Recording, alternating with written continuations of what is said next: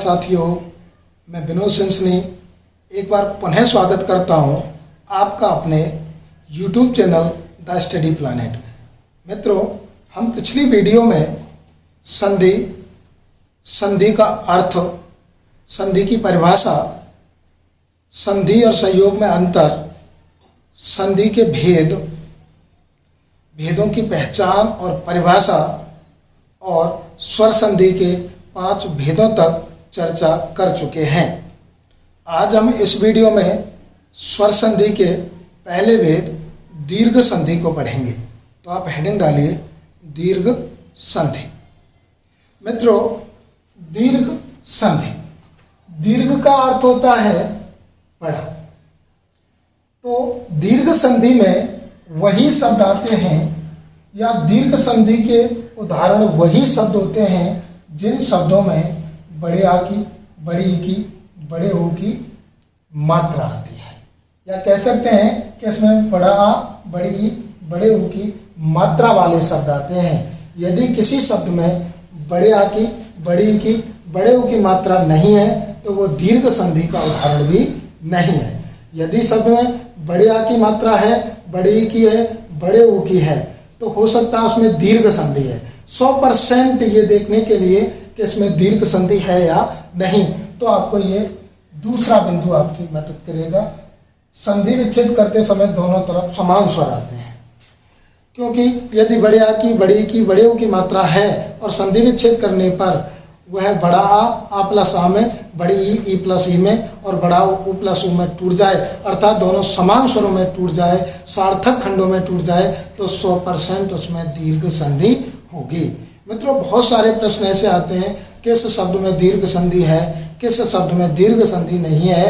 तो आप कुछ प्रश्नों को तो देखते ही हल कर लेंगे यदि आपने ये दोनों बिंदु ध्यान से पढ़े होंगे, तो कि किस शब्द में दीर्घ संधि है और किस शब्द में दीर्घ संधि नहीं है। देखिए, 2 प्रश्न मैं आपके लिए बता रहा हूं कि किस शब्द में दीर्घ संधि है।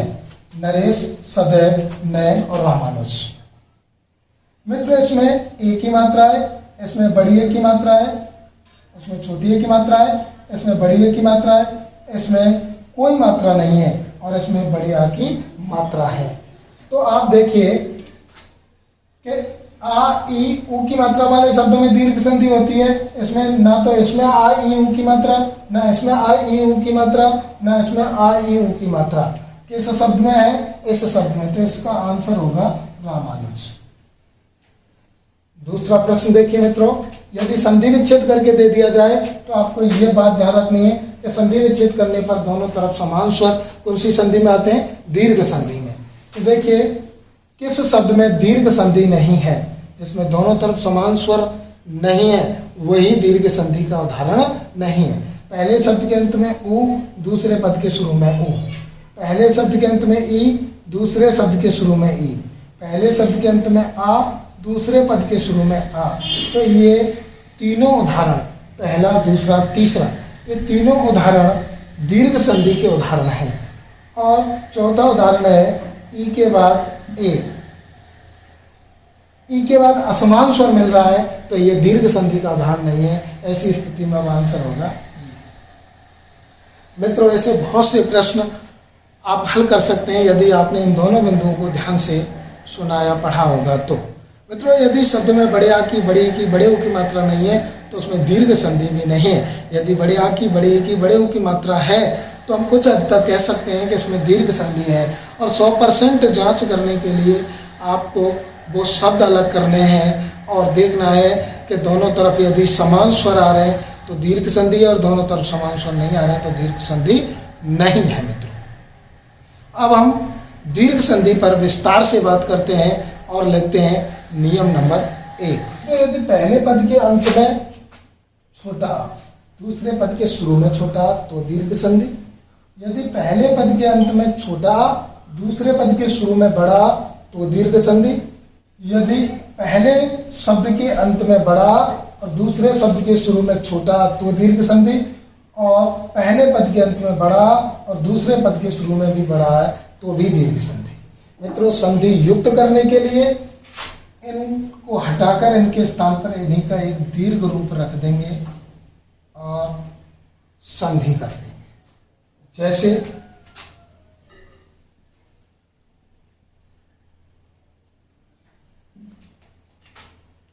परम प्लस अणु। मित्रों, पहले पद के अंत में आ है, दूसरे पद के शुरू में भी आ है, दोनों तरफ समान स्वर है, तो कौन सी संधि? दीर्घ संधि। संधि युक्त करने के लिए दोनों को हटाकर इनके स्थान पर क्या रखना है? बड़ा। बस देखिए, परम, मैंने इसमें से आ को ले लिया तो ये स्वर रहित हो गया। इधर से भी आ को ले लिया, आ प्लस आ मिलकर क्या बन गए? बड़े आ। तो शब्द क्या बन जाएगा? परमाणु। दूसरा उदाहरण देखते हैं। देव प्लस आलय।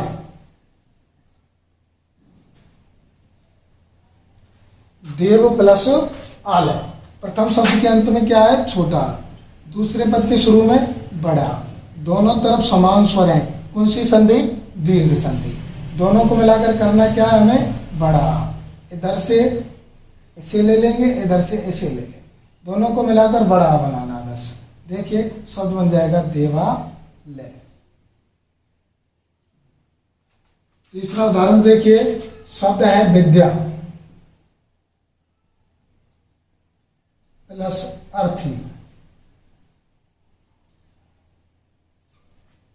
देखिए, प्रथम शब्द के अंत में है बड़ा, दूसरे पद के शुरू में है छोटा, दोनों तरफ समान स्वर है, कौन सी संधि? दीर्घ संधि। करना क्या है? दोनों को हटाकर एक बड़ा बना देना है। और देखिए, बड़ा जब इधर से ले लेंगे तो ये शब्द कैसे रह जाएगा? विद।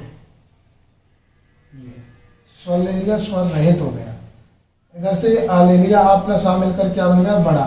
शब्द बन जाएगा विद्यार्थी, विद्या प्राप्त करने वाला। मित्रों, ये अर्थी शब्द जो है ये दो तरह से लिखा जाता है, अर्थी और अर्थी। इन्हें युग्म शब्द या श्रुति सम भिन्नार्थक शब्द भी कहते हैं। मित्रों, ये देखने में तो एक जैसे लगते हैं, परंतु इनके अर्थ में भिन्नता होती है, इसलिए इन्हें श्रुति सम भिन्नार्थक शब्द कहते हैं। इस अर्थी का मतलब है मृतशय्या और इस अर्थी का मतलब है याचक या ग्रहण करने वाला। तो मित्रों, आप संधि के साथ युग्म शब्दों को भी सीख रहे हैं, इनका भी तुमको ध्यान रखना है। आगे उदाहरण देखिए। आगे उदाहरण है महा प्लस आत्मा। मित्रों, आगे बहुत सारे शब्द आएंगे जिनका संधि विच्छेद हम महा से करेंगे। तो मित्रों, ध्यान रखना, मह कोई शब्द नहीं है, आपको मह कभी नहीं लिखना है, आपको करना है महा, क्योंकि महा ही सार्थक शब्द है, मह सार्थक शब्द नहीं है। और संधि विच्छेद करते समय हमें शब्द को दो सार्थक खंडों में विभक्त करना होता है, इसलिए आपको ध्यान रखना है, कभी भी संधि विच्छेद करते समय मह नहीं लिखना है, क्या लिखना है? महा। आगे बहुत सारे शब्द ऐसे हम पढ़ेंगे, तो आपको ये बात ध्यान रखनी है। तो पहले पद के अंत में क्या है? बड़ा। दूसरे पद के शुरू में भी क्या है? बड़ा। दोनों तरफ समान स्वर है, कौन सी संधि? दीर्घ संधि। मित्रों, आपको करना क्या है? संधि युक्त करने के लिए दोनों को हटाकर उनके स्थान पर एक बड़ा बनाना है और शब्द बन जाएगा महा। तो मां। सभी शब्दों को मित्रों गौर से देखो, तो देखो, यहाँ बड़े आ की मात्रा, यहाँ बड़े आ की मात्रा, यहाँ बड़े आ की मात्रा और यहाँ बड़े आ की मात्रा। मित्रों, अब हम दीर्घ संधि के कुछ महत्वपूर्ण उदाहरणों पर बात करते हैं। और देखिए, पहला उदाहरण है दीप प्लस अवली बराबर दीपावली। तो मित्रों, आपको ध्यान देने योग्य बात यह है, अवली, अवली हमेशा बड़ी की मात्रा से लिखा जाता है। दूसरी चीज कि अवली होता है, आवली नहीं होता है, ये बात ध्यान रखनी है। तो दीप माने दीपक, अवली माने पंक्ति, दीपों की पंक्ति क्या कहलाती है? दीपावली। इसी तरह और भी उदाहरण हो जाएंगे, गीत प्लस अवली गीतावली, कविता प्लस अवली कवितावली, दोहा प्लस अवली दोहावली। आगे देखिए, गीत प्लस अंजलि बराबर गीतांजलि। मित्रों, ये संधि से ज्यादा शब्द शुद्धि में पूछा जाता है, ये शब्द संधि से ज्यादा शब्द शुद्धि में पूछा जाता है और ला पर बड़ी की मात्रा दे दी जाती है, तो ये शब्द गलत हो जाता है। अंजलि लिखते समय भी ध्यान रखना, अंजलि में छोटी की मात्रा आती है, तो इससे जितने भी शब्द बनेंगे या अंजलि जिन शब्दों के अंत जुड़ेगी उसमें छोटी की मात्रा आएगी। अगला उदाहरण है पर प्लस अधीन। इसमें भी ध्यान रखना, अधीन शब्द होता है, अधीन शब्द नहीं होता। पर माने दूसरे के अधीन मान सानिध्य में शब्द बन जाता है पराधीन, दूसरे के सानिध्य में, दूसरे के अधीन। तो मित्रों ध्यान रखना, ये शब्द भी आपको संधि से जाता उपसर्गों में पूछा जाता है और पूछा जाता है कि पराधीन में कौन सा उपसर्ग है। तो आप ध्यान रखना, पराधीन में परा उपसर्ग नहीं है, पराधीन में उपसर्ग है पर। पराधीन में कौन सा उपसर्ग है? पर।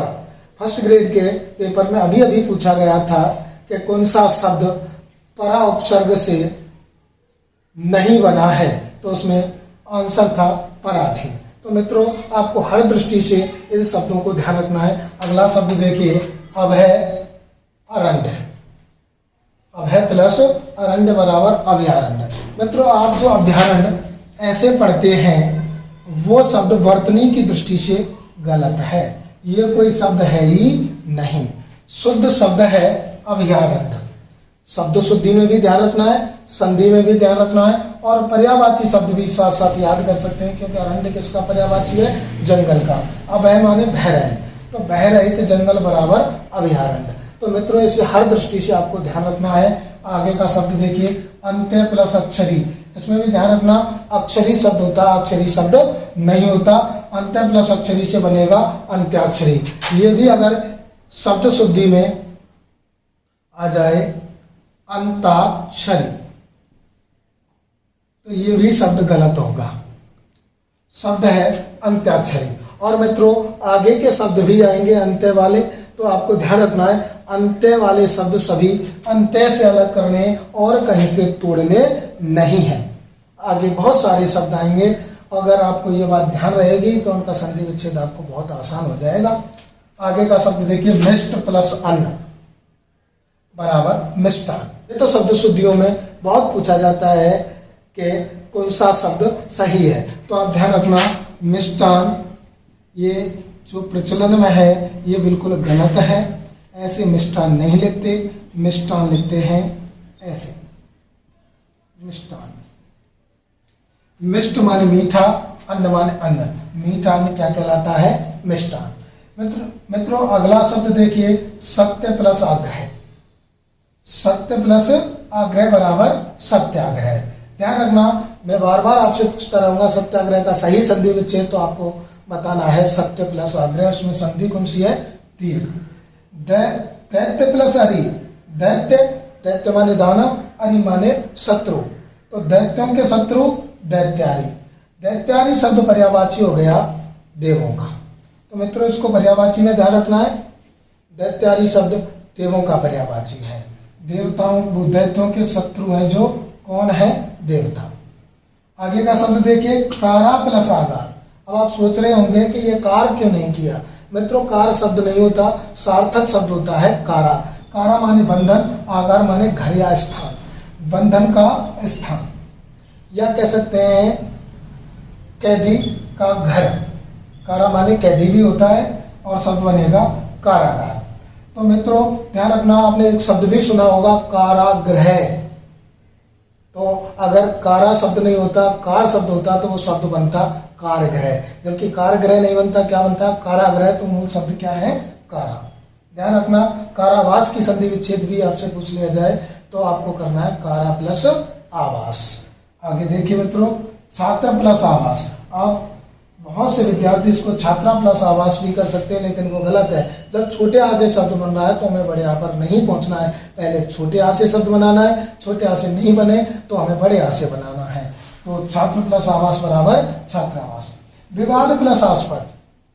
मित्रों ये बहुत लोगों का गलत हो जाता है, जब आपको पता नहीं होता कि आस्पद होता है कि आस्पद। मित्रों ये आस्पद एक प्रत्यय होता है और इसका अर्थ होता है उत्पन्न करने वाला। विवाद उत्पन्न करने वाला विवादास्पद, प्रेरणा उत्पन्न करने वाला प्रेरणास्पद। ऐसे बहुत सारे शब्द हैं जो आस्पद प्रत्यय से बने हुए हैं। तो मित्रों आपको ये सभी शब्द ध्यान रखने, और भी कुछ महत्वपूर्ण शब्द हैं। आइए आगे के शब्दों पर।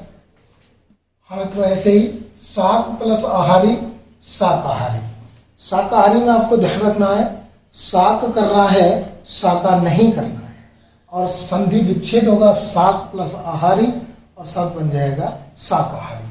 आगे वार्ता प्लस आलाप, इसमें आलाप करना, आलाप नहीं करना है। मित्रों संधि केवल पढ़ने से समझ में नहीं आते, संधि समझ समझ कर पढ़ने से समझ में आते हैं।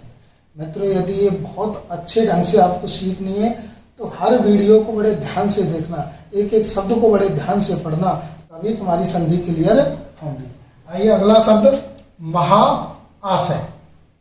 तो शब्द बनेगा महाशय। महाशय का संधि विच्छेद महा प्लस आशय। स्वयं माने स्वयं, अर्थ माने लाभ, स्वयं का लाभ बराबर स्वार्थ। ऐसे बहुत सारे शब्द हैं जो स्व उपसर्ग से बनते हैं और दीर्घ संधि होती है। जैसे स्व प्लस विमान स्वाभिमान, स्व प्लस अधीन स्वाधीन, स्व प्लस अध्याय स्वाध्याय। तो ध्यान रखना इनमें स्व उपसर्ग है और मूल शब्द जो बाद में जुड़ रहे हैं वो है और संधि होगी दीर्घ। आगे देखिए स उपसर्ग और दान माने ध्यान, ध्यान सहित शब्द क्या बन गया सावधान। मित्रों सावधान में कौन सी संधि दीर्घ और संधि विच्छेद स प्लस अवधान। ऐसे ही भ्रष्टाचार शिष्टाचार इनको भी ध्यान रखना। भ्रष्ट भ्रष्ट मन गलत आचरण मन चाल चलन या व्यवहार, तो गलत चाल चलन क्या कहलाता है भ्रष्टाचार। शिष्ट प्लस आचार शिष्टाचार मतलब अच्छा आचरण। आगे सब तीर्थ प्लस अटन, इसको ध्यान रखना अटन होता आटन नहीं होता। अटन माने भ्रमण, तीर्थों में भ्रमण क्या कहलाता है तीर्थाटन। ये भी दीर्घ संधि का उदाहरण है।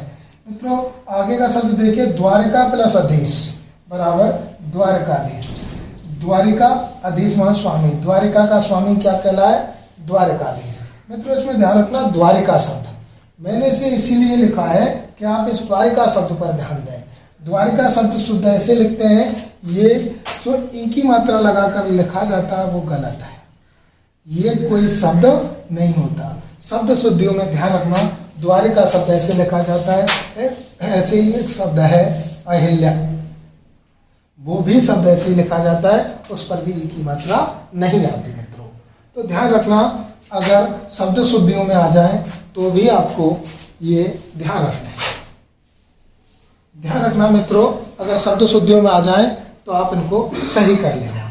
आगे के शब्द देखिए सुर प्लस असुर बराबर सुरासुर, द्वंद्व समास सुर और असुर। ध्यान रखना ऐसे ही धर्म प्लस अधर्म धर्माधर्म, एक प्लस अधिकार एकाधिकार, अधिक प्लस अधिक अधिकाधिक। ऐसे बहुत सारे शब्द हैं। जैसे एक शब्द है द्वैत प्लस अद्वैत बराबर द्वैताद्वैत। इन सब में दीर्घ संधि है। मित्रों आगे देखिए जल प्लस अभाव, अभाव ध्यान रखना अभाव होता है अभाव नहीं होता। इनको हम प्रचलन में तो बोल देते हैं, लेकिन जब ये सामने आता है कि जलाभाव का सही संधि विच्छेद है और ऑप्शन में ये दोनों आ जाए जल प्लस अभाव और एक आ जाए जल प्लस अभाव, तो आप निश्चित नहीं कर पाते, कंफ्यूज हो जाते हैं। तो ध्यान रखना एक एक शब्द को ध्यान से पढ़ना है। अभाव नहीं होता, क्या होता है अभाव। शब्द शुद्धियों में भी आ जाए तो भी आपको ये ध्यान रखना है। अगला शब्द प्र प्लस अर्थी बराबर प्रार्थी। प्रार्थी में कौन सा उपसर्ग है प्र। प्र उपसर्ग से भी ऐसे बहुत सारे शब्द दीर्घ संधि में बनते हैं। जैसे प्र प्लस आचार्य प्राचार्य, प्र प्लस अध्यापक प्राध्यापक, प्र प्लस आरंभ प्रारंभ। आगे का शब्द देखिए एक प्लस अंकी बराबर एकांकी। एकांकी का संधि विच्छेद एक प्लस अंकी। और भी बहुत सारे उदाहरण है मित्रों दीर्घ संधि में। मैंने लगभग महत्वपूर्ण उदाहरण आपके लिए बता दिए हैं। ऐसे तो बहुत सारे उदाहरण हैं जैसे दिन प्लस अंक दिनांक, क्रम प्लस अंक क्रमांक, सूर्य प्लस अस्त सूर्यास्त, दीक्षा प्लस अंक दीक्षांत, शिक्षा प्लस अंक शिक्षांत, मरण प्लस आतुर मरणातुर, मरण प्लस आसन मरणासन। तो ऐसे बहुत सारे उदाहरण हैं जिनको हम जितना अभ्यास करेंगे वो इतनी चीज़ें हमारी क्लियर होंगी। अब बात करते हैं इन 3-4 शब्दों की जो विशेष शब्द हैं। मित्रों इन रामायण उत्तरायण और प्रांगण ये 3 शब्द मैंने बोर्ड पे लिखे हैं। इनमें 2 संधियां हैं और संधि भी 2 तरह से होती है। एक तो प्रधान संधि, एक होती है गौण संधि। तो प्रधान संधि तो वो होती है जो प्लस के दोनों तरफ वर्णों में होती है और गौण संधि वो होती है जो प्लस से अलग होकर होती है। मित्रों इस रामायण में देखिए दीर्घ संधि है और व्यंजन संधि भी है। जैसे आ प्लस आ से क्या बन रहा है बड़ा, तो दीर्घ संधि, और ना का क्या बन रहा है अड़ा। यहाँ तो है प्रधान संधि और यहाँ है गौण संधि। अगर यहाँ पूछ लिया जाए कि रामायण में कौन सी संधि है, तो मित्रों इसमें दो संधि हैं, दीर्घ और व्यंजन, और दोनों जब विकल्प में हो तो आपको सही करना है दीर्घ संधि। अगर ये पूछ लिया है कौन कौन सी संधि है, तो आपको विकल्प का चयन करना है दीर्घ और व्यंजन। क्रम से बताना है, ऐसे नहीं व्यंजन और दीर्घ, आपको बताना है दीर्घ और व्यंजन। ऐसे ही आगे के शब्द हैं, उत्तर प्लस अयन। देखो मित्रों, राम अयन माने गति करना, राम जो गति करते हैं वो किसमें वर्णन है, रामायण में। उत्तर की ओर गति करना क्या कहलाता है, उत्तरायण। इसमें भी दो संधि हैं, दीर्घ संधि और व्यंजन संधि, ना का ना हो रहा है। तो मित्रों यहाँ प्रधान संधि है, यहाँ गौण संधि है। संधि पूछी जाएगी तो प्रधान संधि को पहले बताएंगे, दीर्घ संधि। दोनों दे रखे हैं तो पहले दीर्घ, और नहीं दे रखा है तो ऑप्शन आपको करना है व्यंजन। अब आगे प्र प्लस अंगन, बहुत बार परीक्षा में पूछा गया है। प्रांगण शब्द में कौन सा उपसर्ग है, प्र। उपसर्ग में भी ध्यान रखना है, संधि कौन सी है, दीर्घ। शब्द देखो आ प्लस आ से क्या बन गया, बड़ा शब्द बन गया प्रांगण। तो मित्रों ऐसे बहुत सारे शब्द हैं जिनको आप अभ्यास से सीख सकते हैं। मित्रों मैंने कोशिश किया अधिक से अधिक शब्दों को आपके लिए समझाने की। निश्चित रूप से कह सकता हूँ आप मेरे साथ इसी तरह जुड़े रहे, और पूरी वीडियो अगर आपने अंत तक देखी तो मैं आपके शब्द ज्ञान को, आपके पर्यायवाची, विलोम, उपसर्ग, प्रत्यय सभी टॉपिकों को बहुत अच्छे से क्लियर करवाऊंगा। इसलिए आप बस मेरे साथ जुड़े रहिए और ध्यान से देखते रहिए। मित्रों अब हम बात करते हैं नियम नंबर 2 की। मित्रों जिसकी समझ में पहला नियम आ गया है वो मानो सारे नियमों को समझ गया। जिसकी समझ में पहला ही नियम नहीं आया कोई बड़ी बात नहीं है, इस नियम को समझो तो वो सभी नियम आपके क्लियर हो जाएंगे। देखिए नियम नंबर 2, छोटी ई के बाद छोटी ई आ जाए, चाहे छोटी ई के बाद बड़ी आ जाए, चाहे बड़ी ई के बाद छोटी आ जाए, चाहे बड़ी ई के बाद बड़ी आ जाए। मतलब ई के बाद ई आ जाए तो कौन सी संधि, दीर्घ संधि। जैसे आ प्लस आ को हम बड़े आ में परिवर्तित कर देते हैं, ऐसे ही ई प्लस ई को हटाकर क्या बना देंगे, बड़े ई। संधि करने पर ई प्लस ई के स्थान पर हम बड़ी ई बना देंगे। जैसे देखो गिरी धन इंद्र, इसके पहले पद के अंत में छोटी, दूसरे पद के शुरू में भी छोटी। ध्यान रखना मित्रों इंद्र लिखते समय छोटी ई आती है, तो ई प्लस ई मिलकर क्या बनानी है, बड़ी ई। दोनों तरफ समान स्वर है, कौन सी संधि, दीर्घ। संधि युक्त करने के लिए ई प्लस ई को बड़ी में परिवर्तित कर देना, शब्द बन जाएगा गिरीन्द्र। गिरी माने पर्वत, इंद्र माने स्वामी, पर्वतों का स्वामी हिमालय। तो मित्रों आपको इस तरह पर्यायवाची शब्द भी याद हो रहे हैं, पर्वत का पर्यायवाची और स्वामी मालिक का पर्यायवाची और ये हिमालय का पर्यायवाची। इस तरह से आप संधि के साथ और बिंदुओं को भी सीखते जा रहे हैं। मित्रों अगले बिंदु पर अगले उदाहरण पर बात करते हैं। मित्रों अगले उदाहरण पर बात करते हैं, यह है कपि धन ईश। पहले पद के अंत में ई, दूसरे पद के शुरू में बड़ी ई, दोनों तरफ समान स्वर है, कौन सी संधि, दीर्घ। और संधि करने पर हमें क्या करना है, ई प्लस ई को बड़ी में परिवर्तित करना है, शब्द बन गया कपीस। मित्रों कपि माने बंदर, ईश माने स्वामी, बंदरों का स्वामी, कपीस मतलब हनुमान। मित्रों ये कई तरह से प्रश्न पूछा जा चुका है, आपको हर दृष्टि से इसे याद करना है। अगर आ जाए कि कपि धन ईश से कौन सा शब्द बनेगा, कपीस। कपीस में कौन सी संधि है, दीर्घ संधि। और यदि शब्द शुद्धियों में आ जाए और एक ऐसे लिखा आ जाए कपिश, तो मित्रों कौन सा शब्द शुद्ध है, ये। संधि से बने शब्द शुद्ध होते हैं मित्रों, ये शब्द गलत है। तो ध्यान रखना शब्द शुद्धियों में भी, संधि में भी। और मित्रों ये एक तरह से और पूछा गया है, ये पूछा गया है कपीश शब्द से संबंधित अर्थ कौन सा नहीं है। कपि माने बंदर, ईश माने स्वामी, और ऑप्शन थे सुग्रीव, बाली, हनुमान और जामवंत। तो इसका उत्तर होगा मित्रों जामवंत, क्योंकि सुग्रीव भी बंदरों का स्वामी रह चुका है, बाली भी बंदरों का राजा था, और हनुमान तो वर्तमान में कार्यभार संभाल ही रहे। तो मित्रों जामवंत रीछ था, इसलिए भिन्न अर्थ होगा जामवंत। मित्रों एक तरह से भी आपको यह ध्यान रखना है, युग्म शब्दों में कपिश, कपीश और कपिश ये युग्म शब्दों में भी पूछे जाते हैं। युग्म शब्द में पहले भी बता चुका हूँ, युग्म का अर्थ होता है जोड़ा। तो जोड़े से आते हैं कपीश और कपिश का अर्थ बताओ। इनका दूसरा नाम श्रुति सम भिन्नार्थक भी है, जो सुनने में समान से लगते हैं लेकिन अर्थ में भिन्नता रखते हैं। तो मित्रों इस कपीश का अर्थ है हनुमान और इस कपिश का अर्थ है भूरा या बादामी रंग। तो जैसे भी आ जाए आपको इसे हल करना है मित्रों, और आगे के शब्द पर बात करते हैं। मही, मही माने पृथ्वी, इंद्र माने स्वामी। पहले पद के अंत में बड़ी, दूसरे पद के शुरू में छोटी, दोनों तरफ समान स्वर है। कौन सी संधि? दीर्घ संधि। संधि युक्त करने के लिए दोनों कटाकर इनके स्थान पर बड़ी बनानी है। शब्द बन जाएगा महेंद्र।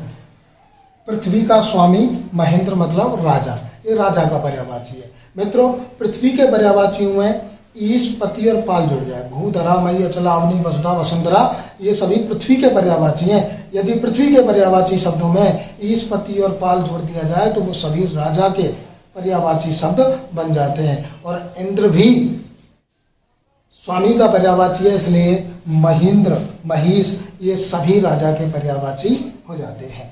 रजनी माने रात्रि, रजनी, राका, नशा, यामिनी, विभावरी, ये सभी रात्रि के पर्यायवाची हैं।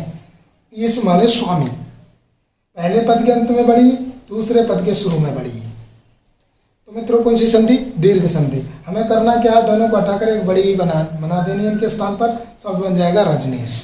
रात्रि का स्वामी चंद्रमा, ये मित्रों चंद्रमा का पर्यायवाची है। और रात्रि के जितने भी पर्यायवाची हैं, यदि उनमें ईश, पति और कर जोड़ दिया जाए तो वो चंद्रमा के पर्यायवाची बन जाते हैं।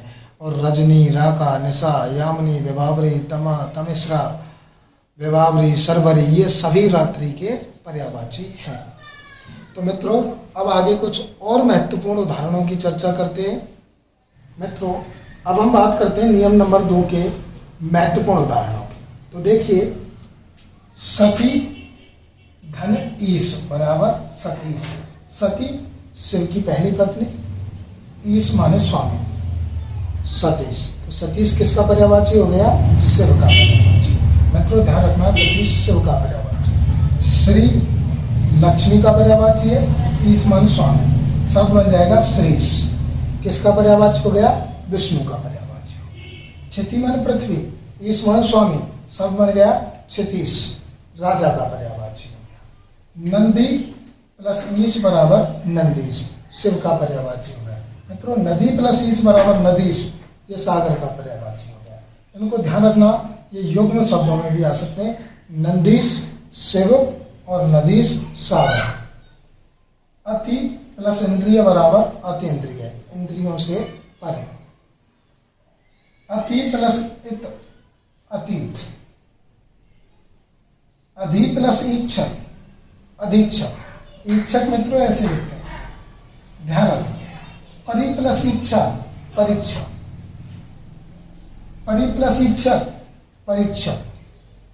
अभि प्लस इष्ट, अभीष्ट। इस शब्द को भी आपको ध्यान रखना है मित्रों, ये शब्द शुद्धियों में आता है और टा की जगह क्या आ जाता है? ठा। तो मित्रों ध्यान रखना, यदि कोई उपसर्ग में इष्ट प्रत्यय जुड़ा हुआ है तो टा रहता है। जैसे अभीष्ट, अनिष्ट, यथेष्ट। किंतु यदि कोई शब्द में इष्ट प्रत्यय जुड़ा हुआ है तो इष्ट नहीं जुड़ता, उसमें इष्ट जुड़ता है। मतलब कहने का मेरा आशय यह है, किसी उपसर्ग के बाद टा आता है। इष्ट और इष्ट प्रत्ययों को बता रहा हूँ कि उपसर्ग में इष्ट प्रत्यय जुड़ता है और उपसर्ग से अलग कोई शब्द हो तो उसमें इष्ट प्रत्यय जुड़ता है। ध्यान रखना, अगर इसमें ठा गया तो ये गलत हो जाएगा, ये टा होता है। अभी प्लस इच्छा, अभिप्सा। अधिक इच्छा, अधिक इच्छा। अभी प्लस इच्छित, ईप्सित, अभिप्सित, अधिक इच्छित। परि प्लस इच्छित, परीक्षित। इसको ध्यान रखना, परीक्षित ऐसे लिखा जाता है, यह शब्द शुद्धियों में आता है, और इस तरह से नहीं लिखा जाता परीक्षित, ये गलत है। शब्द है परीक्षित। परि माने चारों ओर से जांचा परखा हुआ, परीक्षित। फणी धन ईश्वर, फणी माने फनों का, ईश्वर माने स्वामी, फनों का स्वामी। फणीश्वर शेषनाग का पर्यायवाची है, ध्यान रखना, महत्वपूर्ण शब्द है। नारी प्लस ईश्वर, नारीश्वर। बी प्लस ईक्षक, गलत लिख दिया है, वीक्षक। ई प्लस ई बराबर बड़ी, वीक्षक। वीक्षक में कौन सा अक्षर? वी। ध्यान रखना, वीक्षक में कौन सा अक्षर? वी। बी प्लस ईक्षक से कौन सा शब्द? वीक्षक, विशेष जांच करने वाला वीक्षक। नी प्लस ती बराबर नीति। ध्यान रखना, उपसर्ग कौन सा है? नी। मित्रों, ये संधि में इतने नहीं पूछे जाते जितने उपसर्गों में पूछे जाते हैं, तो ध्यान रखना। नीति में कौन सा उपसर्ग? नी। वीक्षक में कौन सा? बी। बी प्लस ईप्सा वीप्सा। विशेष इच्छा पीप्सा। कवि प्लस इंद्र बराबर कविंद्र। ध्यान रखना, ऐसे कई शब्द हैं, कविंद्र, रविंद्र, मुनिंद्र। तो ध्यान रखना, ये बड़ी से लिखे जाते हैं और बड़ी वाले ही शुद्ध माने जाते हैं। अब ये शुद्ध है, अगर इन्हें मैं छोटी से लिखूं तो ये अशुद्ध हो जाएंगे संधि की दृष्टि से, और अगर संधि की दृष्टि से अशुद्ध है तो वो वर्तनी की दृष्टि से भी अशुद्ध माना जाएगा। नी प्लस इति बराबर नीति। दो बार आ गया मित्रों, कोई बात नहीं, ध्यान रखना नीति में नी उपसर्ग है। तो ये हुई हमारे नियम नंबर 2 की बात। अब हम पढ़ेंगे नियम नंबर 3। अब नियम नंबर 3, जैसे हम पहले और दूसरे नियम में और ई के नियम पढ़ चुके हैं, ऐसे ही तीसरा नियम है ऊ का नियम। आया आ के बाद आया आ जाए तो दोनों को हटाकर उनके स्थान पर बड़ा कर देते हैं। या ई के बाद या ई आ जाए तो दोनों के स्थान पर बड़ी कर देते हैं। ऐसे ही छोटे ऊ या बड़े ऊ के बाद छोटा ऊ या बड़ा ऊ आ जाए तो दोनों के स्थान पर बड़ा ऊ कर देते हैं। जैसे छोटा ऊ प्लस छोटा ऊ आ जाए, छोटा ऊ प्लस बड़ा ऊ आ जाए, चाहे बड़ा ऊ प्लस छोटा ऊ आ जाए, चाहे बड़ा ऊ प्लस बड़ा ऊ आ जाए। हर स्थिति में दीर्घ संधि होगी और संधि करने के लिए इनको हटाकर इनके स्थान पर एक बड़ा ऊ रख देंगे। जैसे देखिए, जैसे भानु प्लस उदय। भानु माने सूर्य, उदय माने उदय होना, प्रकट होना। तो पहले पद के अंत में छोटे ऊ की मात्रा, दूसरे पद के शुरू में छोटा ऊ। ऊ प्लस ऊ दोनों तरफ समान स्वर है, कौन सी संधि? दीर्घ संधि। अब संधि युक्त करने के लिए हमें क्या करना है? दोनों को हटाकर एक दीर्घ रूप रख देना और शब्द बन जाएगा भानुदय, सूर्य उदय।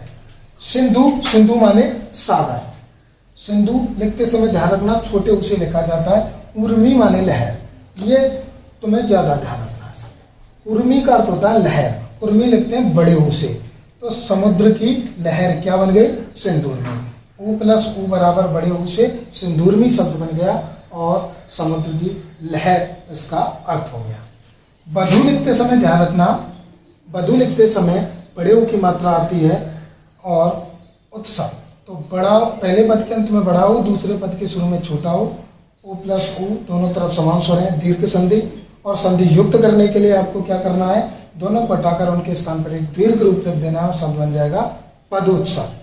अगला शब्द है भू प्लस ऊर्जा। भू माने भूमि, ऊर्जा माने शक्ति। तो भूमि की शक्ति क्या बन गई? भूर्जा। तो मित्रों ध्यान रखना कि जिस तरह हमने आ और ई के उदाहरण पढ़े हैं उसी तरह से हमें ऊ के उदाहरण भी पढ़ने हैं। आइए अब अन्य महत्वपूर्ण उदाहरणों की बात करते हैं। गुरु प्लस उपदेश बराबर गुरु उपदेश। मित्रों गुरु लिखते समय ध्यान रखना, गुरु में छोटे ऊ की मात्रा आती है। छोटे ऊ की मात्रा ये होती है और बड़े ऊ की मात्रा ये होती है। तो गुरु लिखते समय ध्यान रखना, रा में छोटे ऊ की मात्रा आती है और छोटा ऊ प्लस छोटा ऊ क्या बन जाता है? बड़ा ऊ। शब्द क्या बन गया? ये बड़े ऊ की मात्रा है। गुरु उपदेश बहुत महत्वपूर्ण शब्द है। कभी आ जाए गुरु उपदेश का सही संधि विच्छेद है और आपको मालूम नहीं है कि गुरु में छोटे ऊ की मात्रा आती है बड़े ऊ की, और विकल्प में दोनों हो तो ज़्यादातर विद्यार्थी से गलत करके आते हैं। तो ध्यान रखना, गुरु में छोटे ऊ की मात्रा और जब ऊ प्लस ऊ मिलते हैं तो गुरु उपदेश। मित्रों शब्द शुद्धियों में गुरु उपदेश शब्द ही आ जाए तो ध्यान रखना, गुरु उपदेश में बड़ा ऊ आता है। वैसे तो गुरु में छोटा ऊ आता है, लेकिन ऊ प्लस ऊ से गुरु उपदेश में ये बड़ा हो जाता है। ध्यान रखना, गुरु लिखते हैं तो छोटा ऊ और गुरु उपदेश लिखते हैं तो बड़ा ऊ। गुरु प्लस उपकार, गुरु उपकार, बड़ा ऊ। ठीक है मित्रों, आगे ध्यान रखना। सु प्लस उक्ति, सु माने सुंदर, उक्ति माने कथन, बराबर ऊ प्लस ऊ मिलके बड़ा ऊ, सूक्ति, सुंदर कथन। तो मित्रों इसमें सूक्ति में कौन सा उपसर्ग है? सु। ये बात ध्यान रखनी है आपको। कटुक्ति, कटु प्लस उक्ति, कटुक्ति, कटु माने कड़वी, उक्ति माने कथन, कड़वा कथन कहलाता है कटुक्ति। चमू, चमू माने सेना, उमंग माने उत्साह, सेना का उत्साह कहलाता है चमूमक। आगे भू, भू माने पृथ्वी, ऊर्ध्व माने उठा हुआ भाग, क्या कहलाएगा? भूर्ध्व। ऊर्ध्व का संधि विच्छेद भू प्लस ऊर्ध्व। वहां पता नहीं चलता कि भूर्ध्व का क्या संधि विच्छेद है। तो मित्रों ध्यान रखना, भू प्लस ऊर्ध्व बराबर भूर्ध्व। भू प्लस ऊर्जित, ऊर्जित में बढ़ाओ बराबर ऊर्जित। भू प्लस उद्धार, भू उद्धार। आगे देखो, वधु प्लस उल्लास। वधु लिखते समय मैं पहले भी बता चुका हूं, बड़े ऊ की मात्रा आती है।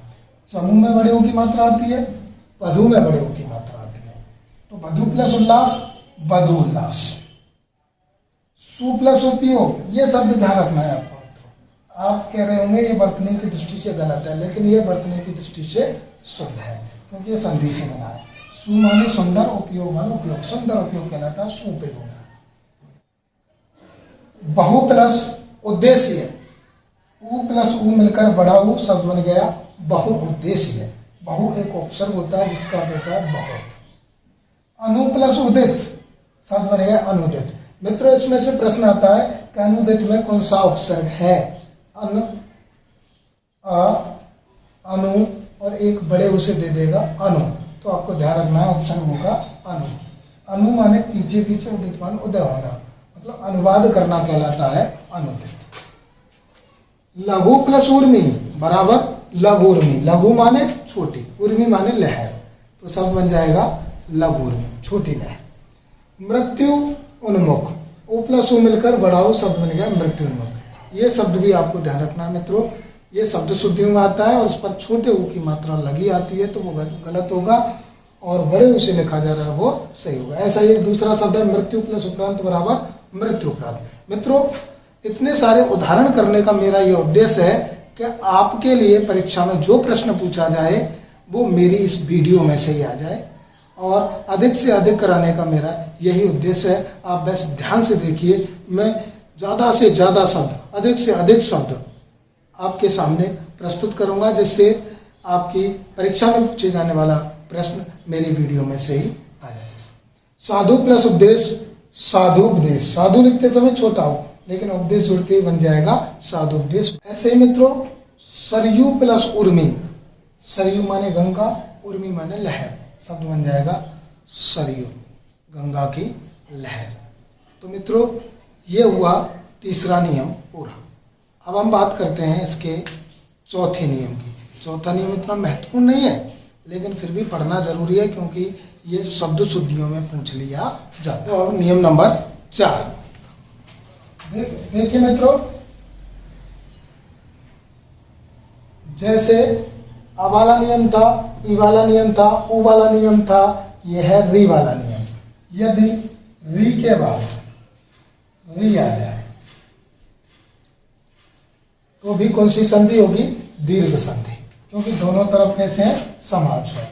और संधि युक्त करते समय इन दोनों को हटाकर इनके स्थान पर क्या बना देंगे? एक बड़ा री। बड़ा री मित्रों हिंदी में नहीं होता, संस्कृत में होता है, और इसीलिए संस्कृत में स्वरों की संख्या 13 होती है, क्योंकि इसमें री और री बढ़ जाता है। और हिंदी में स्वरों की संख्या 11 होती है, क्योंकि हिंदी में बड़ा री और री नहीं होता। जैसे इत्र प्लस ऋण, पहले पद के अंत में री, दूसरे पद के शुरू में री, दोनों तरफ समान स्वर है। कौन सी संधि? दीर्घ संधि।